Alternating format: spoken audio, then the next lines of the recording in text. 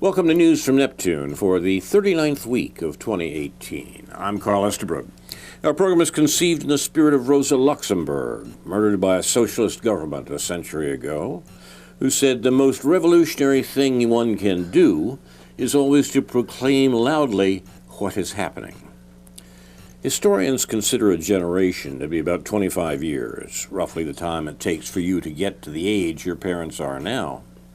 For more than a generation, our program has been a weekly hour of spontaneous and unrehearsed discussion of the news of the week and its coverage by the media, first on a so-called community radio station, and now via Urbana Public TV and YouTube. Earlier editions of this program are available at archive.org. I'm now the age my parents would have been when we started the program, and my eldest son is the age I was then. It's not been an encouraging 25 years. Our program's name, News from Neptune, comes from Noam Chomsky, who's been writing sensible things about U.S. politics for 3 generations. He wrote his first political article at the age of 10 on the fall of Barcelona to Franco's troops in the fraught year of 1939. Chomsky says in the U.S. media, either you repeat the same conventional doctrines everybody is saying, or else you say something true, and it will sound like it's from Neptune. David Green and I will try to say some true things in a Don't Mention the War edition of News from Neptune, with thanks to Dr. No J.B. Nicholson for research. No's notes are posted on the News from Neptune Facebook page. That Don't Mention the War line comes from an old British sitcom called Fawlty Towers, in which John Cleese of Monty Python stars as a hotel owner with German guests, and he is not supposed to mention the Second World War and finds himself always mentioning the Second World War. It occurred to me because we've had a week of news this week in which the U.S. is conducting wars around the world, and they weren't mentioned. And this isn't a surprise. The whole point in many ways of the Obama administration was to convince the U.S. not to mention the many wars that the Obama administration that the U.S. was engaged in during the Obama administration and into the current administration. Obama was the first American president ever to be at war throughout 2 presidential terms, and those wars continue into the present administration. A few demonstrations against it might not be a bad idea.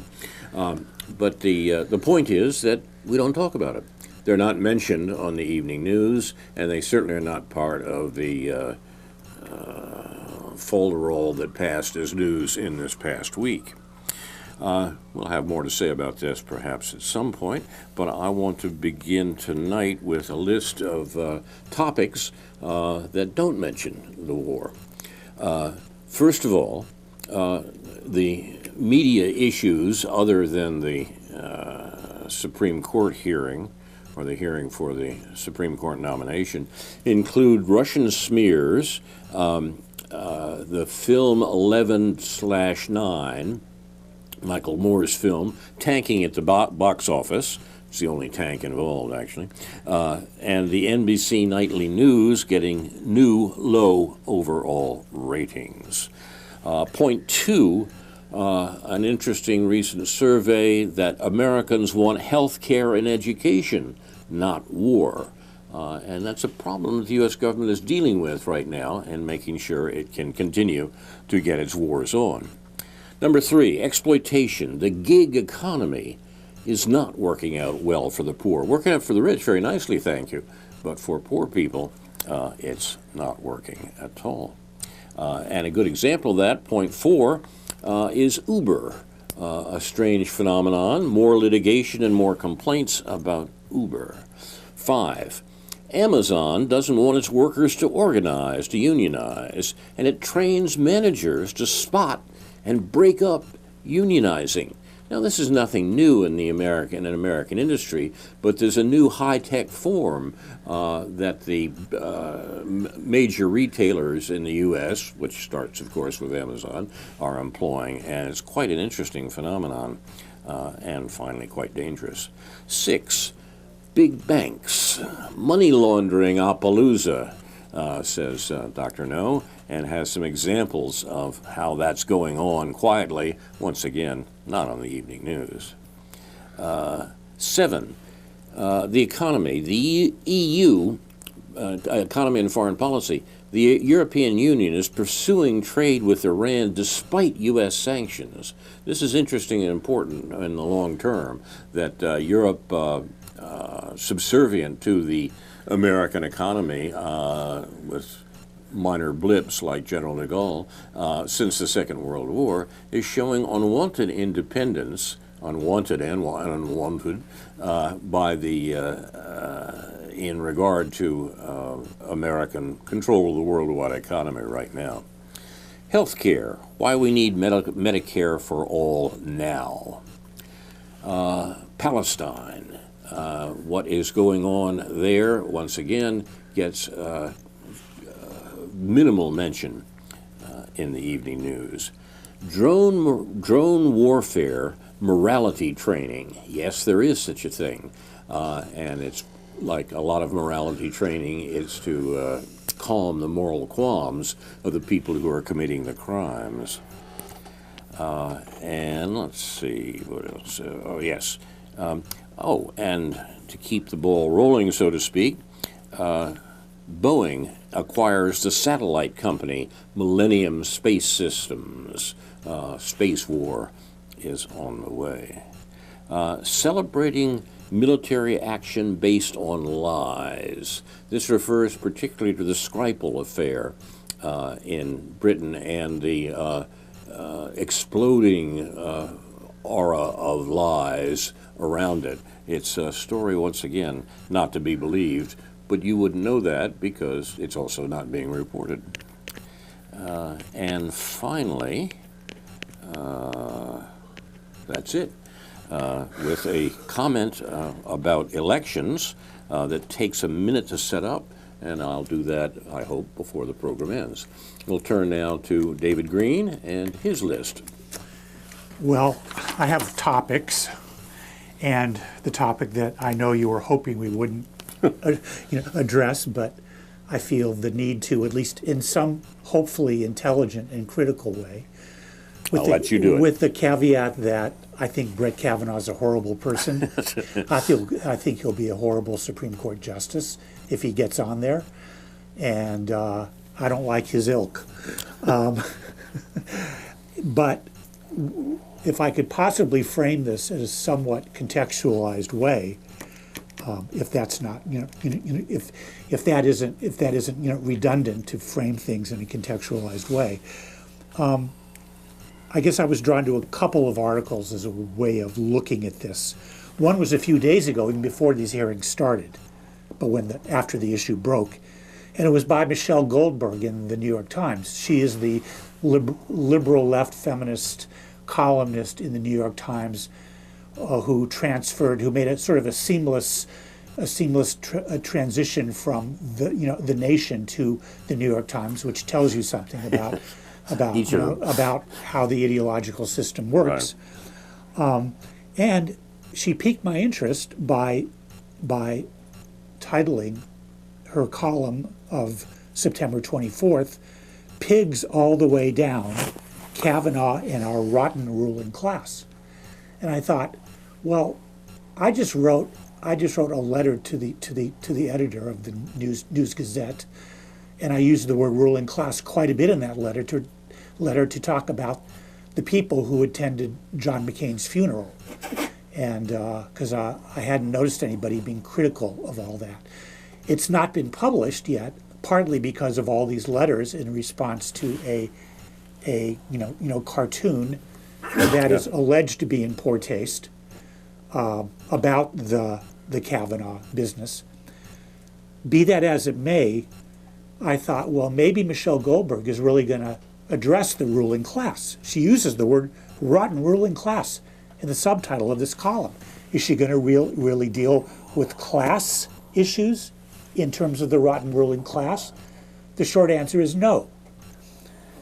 She's talking about gender and about real issues having to do with the way women in the ruling class or associated with the ruling class are treated by ruling class men. And she goes on like this. This is a little out of context, but I think you could pick up on this. There's no equivalent culture, that is to Brett Kavanaugh's upbringing culture. There's no equivalent culture in which girls reap social capital for misbehaving. You rarely see women in politics or law who flaunt college reputations as party girls. The women who make it are expected to show steely self-control. In the rarefied social world that produces so many of our putative leaders, a young man who frequently gets blackout drunk, as Kavanaugh reportedly did, is a fun guy. A young woman who does so is a mess. There is currently an uproar at Yale Law School. She writes, Michelle Goldberg writes, there is currently an uproar at Yale Law School involving Professor Amy Chua. Let me parenthetically know, Amy Chua is a well-known Yale law professor who's written about things other than law, who I don't like for various reasons that are too complicated to go into now. She wrote a book about being a tiger mother. She's actually from around here, as it turns out. There is currently an uproar at Yale Law School involving Professor Amy Chua, C-H-U-A, and her husband, Jed Rubenfeld, both of whom had a reputation as gatekeepers for students who hoped to land coveted clerkships with Kavanaugh. Sources told The Guardian that Chua instructed female applicants to exude a quote-unquote model-like femininity, a claim Chua denies. One prospective clerk said Rubenfeld advised her, this is a married couple, Rubenfeld and Amy Chua, Rubenfeld advised her, quote, you should know that Judge Kavanaugh hires women with a certain look, end quote. Rubenfeld, The Guardian reports, is currently the subject of an internal investigation regarding his contact with female law students. And then Michelle Goldberg goes on, watching all this unfold is radicalizing for reasons far beyond Republican mistreatment of Kavanaugh's accusers. His story shows, Kavanaugh's story shows, in lurid microcosm, how a certain class of men guard and perpetuate their privileges. Women who struggle ceaselessly to be smart enough, attractive enough, ambitious enough, and likable enough have been playing a rigged game. As they realize that, their incandescent fury is remaking our politics. My response to that, no, it's not. We'll know things have changed when palling around with sexual abusers carries more stigma than being abused does. And my complaint and my critique with this is that this is intra-class privilege she's talking about here. It's real oppression of women. It's real bad stuff that goes on. But she's the one who brings in the issue of Amy Chua, showing that it's a little more complicated, even regard to her, relationship, her success, the world in which Amy Chua has been, has found a lot of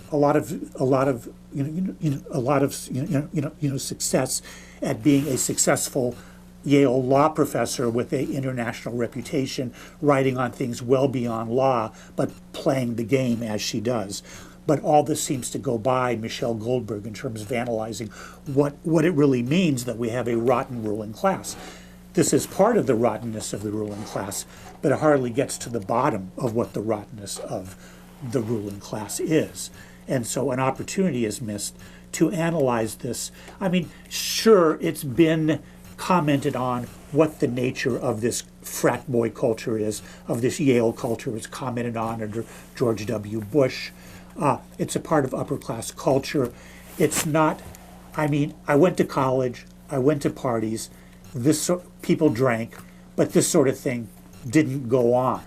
It's inconceivable in my social circle in college, a normal middle class social circle, that any of this behavior towards women could have possibly happened in a kind of group setting or in a party setting. What went on in individuals' intimate lives, I obviously don't know except for my own case.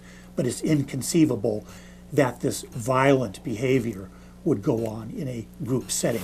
There is something particular about this upper class Ivy League, maybe not just Ivy League, setting that Kavanaugh was in that says something about upper class mores, and it's a good thing that we're being exposed to what that is, but it would also be a good thing if it was interpreted in a class context and not just a gender context, as Michelle Goldberg is doing. So, did you want to make a comment on that before I move along here? No, your point is excellent, very well taken. I mean, that it's class. What was your last line? It's a class context, not just a gender context. Yeah. Absolutely right. Yeah. This is certainly true. And the circumstances of the particular incident that was under consideration may finally be, wretched as they seem to have been, may be less important here on the political level than the question of Kavanaugh's appointment to the Supreme Court. Absolutely. The possibility of his appointment not being approved by the Senate is certainly there, but it's not overwhelming. He probably will be approved. If he weren't approved, in his place would be nominated someone who's just as bad. Of course. And there is a sense in which there is a drama being played out here that is meant to rally constituencies for the major parties without really making too much difference on how the politics of the country or how the behavior of the government continues. It will continue in about the same way. The wars, which we are not mentioning on this program, will continue. Any political fallout from this debate may be important on even class issues, but in the near future, all it will do probably is confirm the forms of electoral dissension that exists right now. Yeah. It's a show. Yeah. It's a show on both sides. If we can speak of two sides here, that's about all that's allowed in American politics, after all. The show will go on and will probably not be too significant, and any real objection to the sorts of things that the show is promoting, other than the individuals, will probably not occur. Perhaps it should. The best thing I've seen on the matter was an article, which you tell me is yesterday, on Counterpunch by Joanne Wipajewski. She is quite a remarkable reporter and is supposed to be in the midst of a major book right now, which I'm very much looking forward to. She was an associate of the late Alexander Cockburn and has written things that have been remarkably insightful and have not hewed to the lines of division that American politics accepts. She's a treasure and should be listened to, and I will place a link to her article on this matter on the Neptune website. Here's a brief excerpt from that article. She says, when Kavanaugh was assistant White House counsel from 2001 to 2003, his office was immersed in one of the most momentous debates in this country's history. His boss, Alberto Gonzales, was seeking legal justifications for torture, for detention without trial, for ignoring the Geneva Conventions and disrespecting habeas corpus, the great writ, legal obstacle to tyranny since the 12th century. Put another way, the Bush administration was debating how to break the rules and get away with it. At issue was not the anodyne power of the president, but the power to inflict pain. Now, one of the effects of those years is that perhaps more Americans than before realize just how brutal the American torture regime was, and had been for a long time, although sin had been covered with smooth names in regard to Vietnam, say, and afterwards. Kavanaugh grew up in that. Not only did he represent the social milieu that's been much talked about in relationship to the attack on the woman in question yesterday, but he was a part of this vicious regime that brought war to the world at large in the previous, in the Bush administration. This is what he comes from. I think we can, in a sense, almost discount the question of Kavanaugh's upper class pretensions. First of all, he's in terms of the American ascendancy, he's an Arabiste. The milieu that he emerges from is jumped up professionals of various types who represent not the 1%, but maybe perhaps the 20% that used to be called the political class, those who avidly imitate the 1% in hopes of being admitted. He's a comer, his people are. He's not to be taken seriously on this ground at all, and certainly not excused in any way on this ground at all. But the fundamental political questions are represented by his candidacy and by the sorts of things that he has spoken for. One more comment on this. You've challenged me to say something. Go ahead. Well, no, let me read another, a more sort of personal or. Okay. A more personal thing that Joanne Wipajewski wrote in that same column. Perfect. Also, the title of this piece was "What Brett Kavanaugh Really Learned in High School." That was when this violation happened, not in college. What he really learned in high school: make the rules, break the rules, and prosper. Yeah. And just two brief paragraphs from this. Virtually everything about this spectacle, except the tentative, then stoic intervention of Ford, reeks of bad faith. Wisdom crouches in the corner, silent. Yet wisdom, have we forgot, is the fundamental and ancient criterion for a judge. Kavanaugh has failed the test of wisdom, not by what he is accused of doing when he was 17 and drunk, but by his adult neglect of reflection and his indifference to suffering, something this moment puts in a sharper light.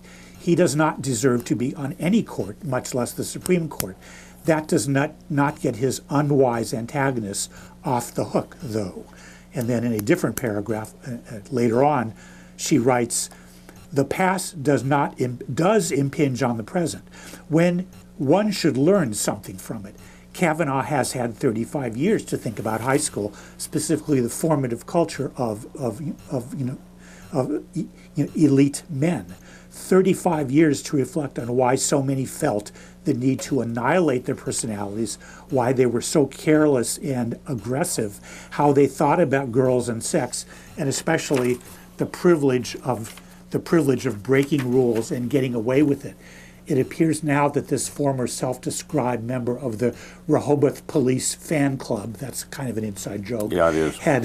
Although I've been there, same here. had not thought about it a bit. Uh-huh. So, nobody's being let off the hook here. But again, what are the larger issues about this, that are going on around this, political circus? And I must say, in a personal note, I don't have any taste for watching any of this. I'm not saying I spend all my time reading Hegel and Kant and Marx and Trotsky, but I can't sit in front all day in front. I mean, I'm not putting anyone else down. I'm just saying, I'm not in front of. I don't have the television. I'm not going to waste what I consider to be a waste of a perfectly good day with lots of things to get done by watching this sort of circus, which doesn't relate to the things that you're talking about. And that's no criticism of anybody who was drawn, for whatever reason, was drawn into that. But I'm not happy with the willingness of people to get absorbed in this sort of thing and lose their perspective on what's going on in this country and in this world. I do admit that it's something of a low taste, and Yeah. I'd prefer to be watching the Red Sox, but still. The fact of the matter is that there have been peculiar alliances suggested by this mummery that we were watching on television. Some of us were watching on television yesterday. And one of the more interesting ones I thought was America Magazine. America Magazine is published by the by the Society of Jesus, the Jesuits, the Roman Catholic religious organization that's been around since the 16th century. America, the magazine, and it's wonderful of them to have thought to seize the name, has been published since 1909 by the Jesuits in the U.S. to talk about public issues. And it has a good reputation for publishing distinguished and interesting people. To many people's surprise, it endorsed Kavanaugh. Well, let me put that slightly differently. Not too many people's surprise, it endorsed Kavanaugh, who is a product of the Jesuit education system, the schools and whatnot that the Jesuit order runs in the Washington area. So Georgetown Prep is a Jesuit school? Is a Jesuit school. I did not know that. Exactly. As Georgetown is a... and the problems here, actually, a sidelight, Georgetown was founded by the Jesuits. Georgetown, the university in Washington, D.C., was founded by the Jesuits when it was still Georgetown, i.e., hence the name. But the institution is, how shall I say it, more American than Jesuit, in the sense that it's become a wholly owned subsidiary, practically, of the State Department. The State Department uses Georgetown University for training Foreign Service officers and draws a lot of Foreign Service officers with a background just like Kavanaugh's. Law and Foreign Service are the contributions to some people's dismay that the Jesuits seem to be making to American society right now. In that circumstance, America Magazine endorsed Kavanaugh, no surprise, but yesterday withdrew its endorsement and said that what the hearing had shown was that at the very least, Mr. Kavanaugh lacks the judicial temperament for an appointment at the Supreme Court, which is a nice way of getting around any judgment on the specific issues. I think they're quite right to do that, and they did it by drawing on an interesting phenomenon that we mentioned in passing here some time ago, with roots in the 16th century. The Jesuits, as I mentioned, were formed as a Roman Catholic religious order designed to combat Protestantism in the 16th century. That's not quite right, but it became early on an order.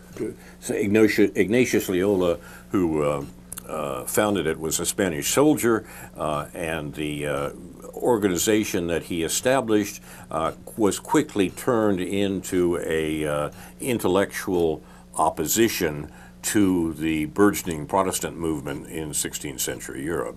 The Jesuits, as a result, thought a lot about law and about what they called discernment. It's a technical term in the Jesuit tradition that was a process of, referred to a process of trying to understand what's really going on in the psychology of individuals. This is a pre-Freudian, pre-psychoanalytic notion, but it was a fairly sophisticated tradition of psychological assessment that related particularly to the religious issues and the theological issues at stake in the Reformation. The Jesuit process of discernment could be compared to what is being looked for in the congressional hearing hearings on nominees for the Supreme Court. It is a process of discernment, deciding whether this man or woman, in some cases, would be appropriate for the Supreme Court. Well, in that case, America is an interesting bellwether here to how the process of discernment is working out, and a good number of Americans have discerned the unsuitability of Mr. Kavanaugh for the Supreme Court. This is not a bad thing.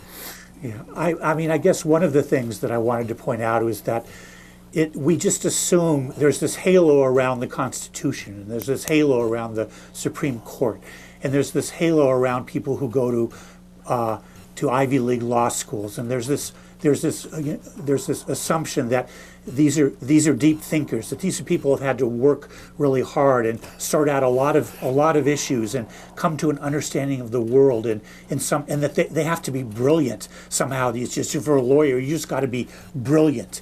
And I like the idea that this is puncturing the idea that these people are brilliant. I mean, they've learned some stuff, but in terms of what I understand of understanding the world in an honest way, drawing from various fields of knowledge and learning, and doing so in a conscientious way and applying those in a consistent way, these are not, Brett Kavanaugh isn't that kind of a person.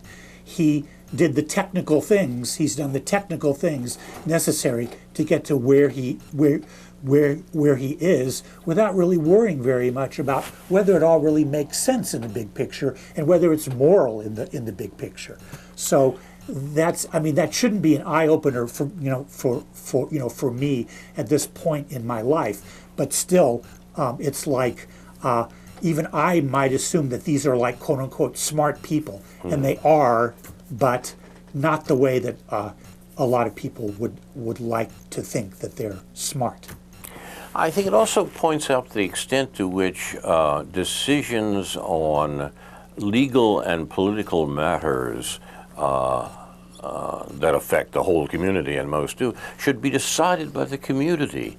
These are corporate issues, not individual ones. Mm-hmm. When you have political and social questions at stake, it's a mistake to look around and see if you can find a smart guy who can take care of it for you. Mm-hmm. That's very dangerous. It's a bad way to think about it. To think about it as something that the community as a whole should be involved in, that we should have public discussions about these matters, and that we should make these assessments based on the very real differences between people, among people, and the issues that are at stake. That they are corporate, not individual decisions, may be a conclusion that's encouraged by the circus we watch. Some of us watched yesterday. I certainly hope so. Yeah, I actually have a quote here, related, that kind of supports what you're saying, and that is an interview on the website Inside Higher Ed by a fellow who I've heard of previously. I think I quoted him in one of the articles I wrote a couple years back. Named an Australian named Salvatore Babones, Babones. He's written a book called "The People versus Expert Authority," and that's the title of this. But the book is called "The New Authoritarianism: Trump Populism and the Tyranny of Experts," and in which he's critical of the notion that he kind of turns what Babones does is kind of turn the concept of authoritarianism on his head by saying it's the authoritarianism of experts, of people who think they know better, and one quote from him in this interview is as follows: "After nearly 2 years in office, the Trump administration has shown itself disorderly but effective. I may not agree with all of Trump's policies, but they have been generally in line with his election program and have sparked neither economic collapse nor foreign war. That's a record our last several presidents might envy. As for Brexit, my own expert opinion," and on this topic I've written for both academic and popular audiences, is that the potential economic risks have been wildly exaggerated. And the biggest challenge is the social challenge of the Irish border. I'm not quite sure what that means, but maybe you do. Yeah. Both Trump and Brexit are signs of underlying structural change, but to my mind, that change is for the better. It represents the return of politics. Experts often demand that we should not politicize public policy debates, but democracy is all about taking those debates into the sphere of politics, taking them to the people.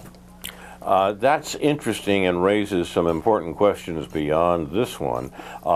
I would take issue with the original asseveration that Trump's practice, or the practice of the Trump administration, has been in line with his election program. That, I think, is the great failure, if you like, of the Trump administration, not the sorts of things he's being charged with by the political establishment, which is another matter. So let's say something about both points. First of all, remember that Trump became president in part because he attacked the 40 years of neoliberal and neoconservative policies followed by previous administrations. Now, we need to talk about American political behavior since, quote, the 60s in order to make this point clear. But that's indeed what happened. Why Trump was elected and what it was people were voting for or against is still a remarkably unresolved question in the public mind, mainly because the political establishment in America, which ran American politics for those questionable 40 years, have moved heaven and earth to obfuscate the real reasons that Trump was elected. So that's one question we need to talk about. But the second question, and may indeed be a good deal more important, and that's the fact that that same political establishment has managed so to influence the Trump administration that the promises that people voted on from Trump have been reversed, and the Trump administration in practice has largely resumed those neoliberal and neoconservative positions of previous administrations. Now, there have been some advances and some important things on there, which your quote suggests. One simply has to look at the terror that has been produced in American political establishment by the overtures to Russia, the whole Russiagate nonsense, and the remarkable turnaround of the relationships with Korea to show that the sorts of things that Trump said in the campaign and that attracted votes actually has had some effect there. But the counterweights to that from the American political establishment have been overwhelming. And they've produced, in the admittedly erratic Donald Trump, an administration that says one thing and does another. This isn't new. Most administrations do. But the differences are in terms of what he actually had said in the campaign. The discussions of peace and economic prosperity that he's gone back on in favor of the standard neoliberal and neoconservative policies. So that seems to me the real political question that we need to deal with in this country right now. How do we get the Trump administration to live up to its promises? What I wrote in my letter to the editor that hasn't been published yet is that, and this isn't exactly accurate, but you only have so many words to say these things, but Trump weakly challenged the neoliberal doctrines, the neoliberal neoconservative doctrines. Exactly. But, and this comes out of the whole McCain funeral affair, that he strongly challenges elites' pretensions about themselves, their sort of cultural pretensions about themselves. What I wrote in this letter, for better or worse, is that elites in this country don't like looking in the mirror and seeing Donald Trump. That doesn't flatter them. That's nicely put. Yes, thank you. Mm-hmm. And it's just like, they're worried about other things. They're worried about more substantive things about what he says and does. But ultimately, it's like he doesn't make them look good, and these people want to look good. Obama made them look good, and they even made George W. Bush didn't make them look as bad as he should have. So, but Trump, they can't have it. But the other side of that is Trump is a member of the ruling class, and some of these issues are conflicts within the ruling class about emphasis, about policy emphasis within the the ruling class, within the financial class and the corporate class, and the people who actually still make stuff and the people who deal with money and so on and so forth. This brings up, too, the terms that have been introduced since the accession of Donald Trump, and once again, not in a pellucid fashion at all, but but precisely to occlude what's going on. Those two terms are authoritarianism and populism. And I think if we sort them out, or at least agree on a consistent use of the two terms, we would advance the discussion. Yeah. Authoritarianism is interesting in that it was introduced when it looked like Donald Trump had a chance at becoming president. Everybody said, "Oh, my dear, we'll have an authoritarian president." Now, that's really quite remarkable, but we've come to realize that what authoritarianism meant was that we would have a president who had attacked the very principles, the very policies that an authoritarian government in the U.S. Had followed for 2 generations. Authoritarianism was doing somebody else's authoritarianism, doing something else rather than the authoritarianism that had been very much in charge before that. We don't talk about authoritarianism when it's PLU, people like us, running things. We talk about authoritarianism only when the reflection in the mirror is bad, as you suggest. Yeah. So authoritarianism was introduced. In fact, I can almost specify, a friend of mine wrote an article introducing the word authoritarian during the campaign, which was the first that I remember of an explosion of articles about how Trump threatened us with authoritarianism. The second word, and finally I think more important one, is populism.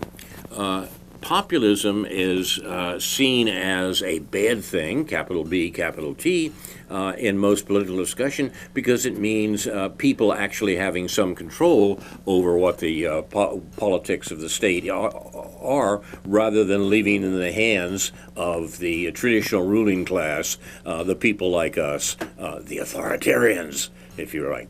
The rise of populism is not limited to the United States, but includes such things as the Sanders campaign, the Trump campaign, Brexit in England, in Britain, the Le Pen movement in France, as well as the Mélenchon movement in France, the new government in Italy, which is very important, a populist coalition of parties traditionally referred to as right and left, but they threw out the equivalents of the Republicans and the Democrats from the Italian government and put together this populist coalition. Populism is not an unmixed blessing, but it is a move of populations against the traditional rulers, the traditional political establishment, and to that extent, the political establishment is scared to death. They should be, and I hope they'll have more reason to be scared. Right, and I mean, what you're getting at here is that these words get lumped together: populism, nativism, racism, Yep. and they all have different meanings. They should have different meanings. Nativism, as this fellow Salvatore Bonas points out, nativism has a long tradition in this country, and so does racism, but they're not the same things. And he writes, the point is that nativism and racism are different things, even if many nativists are racists, and vice versa. The Brexit movement in the UK was clearly nativist, but that doesn't make it racist. If anything, the European Union that Britain is separating from is more white, quote unquote, than the UK that is leaving it. Nor are Donald Trump's national security tariffs motivated by a racial hatred of Chinese people, any more than his NATO skepticism is motivated by racial hatred of Europeans. Both are nativist policies that are plainly and honestly summarized in his America First rhetoric. So we can talk about nativism and America First and economic nationalism and phrases like that in a critical way, but in a clear way that just doesn't always lump them together with racism, and then all together under the rubric populism, and that under the rubric authoritarianism, and then all of a sudden you've just lumped everything together, and you can't have an intelligent conversation about any of this, admittedly kind of terminology that words can mean different things in these political contexts, but it would be nice. As in Lewis Carroll and all that stuff, if we decided what these words mean, as opposed to just what they think when everybody decides what they mean and nothing else. But obviously there's an advantage to muddying the waters. There's an advantage to the powers that be, to the political establishment in America, primarily the primary source of this, to make these things unclear. I have an example that comes from my correspondence in the last week or two that seems to me particularly difficult to sort out, and that's the use of this term gatekeeper. You used it in a slightly different context a few minutes ago, David, but I'm in the midst of a long argument with an expatriate American playwright who charged that Noam Chomsky, the venerable political commentator whose inspiration stands behind this program, that Noam Chomsky was a gatekeeper for the CIA. Now, this is nonsense, but the notion, the way the charge is made by a man who considers himself a leftist critic of American government, and presents an account of, to my mind, the most cogent commentator on American politics, literally for generations, is very odd. The argument seems to go something like this, that the American right is in charge and nominates some apparently leftist figures to say to other people tempted to adopt leftist critiques of the U.S., thus far and no farther. That's all, the only sense I can make of this notion of gatekeeper. And they really are covert agents of reaction of the intelligence community, of the CIA and so forth, who are, by pretending to be on the left, by pretending to be critics of America, are really trying to put a stop to that sort of criticism. Now, mad, you say, but this madness is all around us. For example, my playwright interlocutor wants to insist that both Milosevic in Serbia and Assad in Syria are utterly blameless, and anybody who says different is in fact a gatekeeper for Americans' war crimes, which America has undoubtedly committed in Serbia and in Syria. Now, this is mad. It is the case that America has committed war crimes in Serbia and Syria, and it is the case that there's a great effort to blacken the reputations of Milosevic and Assad. Neither Milosevic or Assad was a saint. And this notion that the enemy of my enemy has got to be without blemish, is the sorts of thing that this gatekeeper language seems to run to recognize the enormities of the Assad government, to recognize what the Serbian government did under Milosevic, is not to ignore the fact that both leaders were illegitimately, illegally, criminally attacked by the United States. But unfortunately, in the black and white world of some of our political interlocutors, that seems to be the only conclusion they can come to. Is this the same fellow who is sort of basing his views on the idea that Chomsky has a sort of a guilty conscience for working on Defense Department money in the lab at MIT for all those years, and therefore he's kind of overcompensating for his involvement in defense policies by opposing it, but therefore he doesn't really oppose our foreign policies in a serious way, or he does it in this gatekeep. Was that all? Because I read an article, which I assume is the same article you're referring to, although it might be different. I'm not sure. And there are a number of people saying that, as I say, this gatekeeper talk is around, and when it centers on Chomsky, it does take the form that you just described. It's the appearance of this sort of paranoid notion that some apparent liberals are actually doing their best to make sure. The language fails us because, I mean, Chomsky is not a liberal in any of the most attenuated sense of the word. Some apparent critics of American policy, particularly foreign policy, are secretly in the pay of Langley. First of all, that may be true. Secondly, it's not true of the people who are usually described that way, most notably Noam Chomsky. You're watching Aware on the Air. We have a few minutes left. Where do you want to go, David? I don't know. I mean, for weeks I've been sort of wanting to at least mention, and I know I passed along an article this week in Counterpunch, just the latest effort of somebody to sort of invoke modern monetary theory and talk about debts and deficits, and something that I've been wanting to get off my chest that I've been talking about for years on this program. There's the idea of how do you pay for it, that it's a mistake when the left talks about, say, Medicare for all, universal health care. It's a mistake to get into these debates, as has happened recently, about how much these things are going to cost and how you're going to pay for them. This article was by another fellow named Kavanaugh, who, but spelled differently. There's no U in it.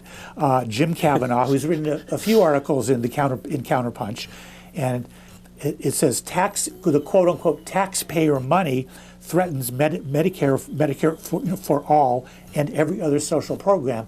And what he's getting at here in invoking modern monetary theory is the basic tenet of that perspective on money is that taxes do not fund spending. Taxpayer money isn't necessary for the federal government to appropriate money to spend on various programs.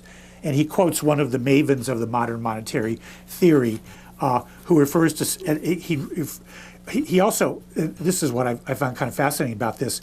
I'd never come across this quote before by Margaret Thatcher. We all know there is no alternative, Tina.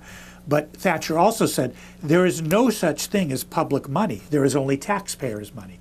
In other words, Thatcher, in her neoliberal efforts, turned the world on its head, turned the truth on its head in regard to what money is and where it comes from.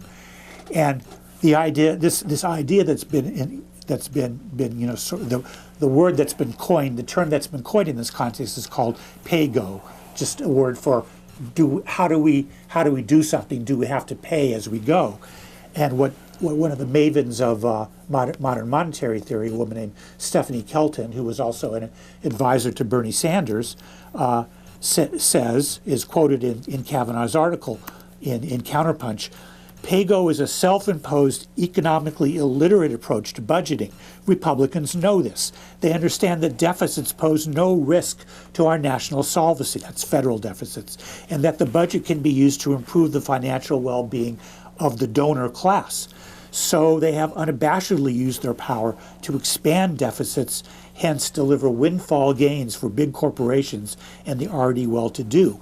Instead of vowing budget chastity, Democrats should be articulating an agenda that will excite voters so that when the time comes, they can unleash the full power of the public purse on their behalf.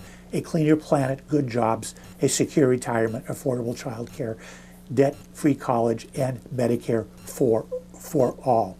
And again, just to reiterate what I've said before on this program, when we think about the real economy, We look at the labor force, we look at the natural resources, we look at the effect of converting those natural resources into material goods on the environment, on the climate, and so forth, and we go from there. Money is not a commodity. We have as much of it as we want, and that isn't a problem. And when liberals and Democrats and even progressives, even people on the left feel like they have to explain where the money is going to come from in the federal budget, they're playing a losing game. They're making a concession that they should not make. This is one of the most essential points, it seems to me, of a real political discussion that we should be having. It destroys all the arguments that say, well, of course, it would be worthwhile to have a serious welfare program in this country, it would be worthwhile to have Medicare for all, it would be worthwhile to have free college, may even be worthwhile to have a universal basic income, but we can't afford it. There isn't enough money to do it. This is absolute nonsense. And what else one wants to say about modern monetary theory, to say that's nonsense is the first and most important thing to do. My economics teacher long ago, John Kenneth Galbraith, used to say that there is no chance that anyone turns down a check signed by the U.S. government. He was saying that 50 years ago, and modern monetary theory has caught up with that now. And what secured that? He was saying it before 1971, I presume. Yes. In 1971, I mean, at least we had a gold standard when he was saying that. So some people could argue that if you're going to print more money, you got to dig up more gold out of the ground. That wasn't really true then. But since 1971, thanks to the last liberal president, Richard Nixon, we aren't tied to the gold standard anymore. Exactly. We can print as much money as we want. The point is, what do we print it for, and how much do we print? It isn't that printing money is going to solve our problems. It's just that printing money is how we pay for how we're going to solve our problems. The fact that the idea that we can't afford Medicare for all, when all the European countries and half the Latin American countries managed to do it on economies much smaller than that of the U.S., and they themselves being much less rich than the U.S., that's never quite explained, this notion of we can't afford it. What we have to do is have the political will to make the changes in the directions that we need to go, and realize that the minute we do that, the powers that be will jump up and scream authoritarianism. So even on a left website in the last couple of days, I read an article, or I saw an article that explained what we can do with the $700 billion that we spend on the military. And that's an interesting exercise. It's good for people to understand what $700 billion could pay for in terms of education or healthcare, whatever. But again, that concession doesn't have to be made. We should oppose the military spending because of what it's being spent for. And we should look at and we shouldn't look at it in terms of that money could be better spent. Obviously, it could be better spent, but even if we still have military spending and we have labor and resources that are not being utilized, money can be used to spend that. The war issue, the military issue, is something we should be talking about, but not in critical terms as to how much it costs. It's wrong. Yeah. You quoted Mrs. Thatcher a while ago, and I would remind you that Mrs. Thatcher was asked near the end of her tenure what her greatest accomplishment was, and she announced New Labour, i.e., the greatest accomplishment of the Tories was to turn the Social Democratic Labour Party, which had instituted Medicare for all at the very end of the Second World War, to turn that into the right-wing party that Tony Blair presided over. That's what she'd accomplished, and she was probably right about that. And now Jerry B. Corbyn is trying to change all that. Exactly. Pretty fascinating. More power to him. You've been watching News from Neptune for the 39th week of 2018, a Don't Mention the War edition. News from Neptune is presented by Carl Estabrook and David Green, produced and directed by Jason Leggett, Ethan Young, and Andrew Scollery. Our thanks to Research Director Dr. No, J.B. Nicholson, the third man on News from Neptune, for news notes, which are posted on the Facebook page for News from Neptune. Inshallah, we'll be back next week with a new edition of News from Neptune to remind you, in the words of Edward de Vere in The Tempest, what's past is prologue, what to come and yours and my discharge. In the meantime, confusion to our enemies, and a good night to you.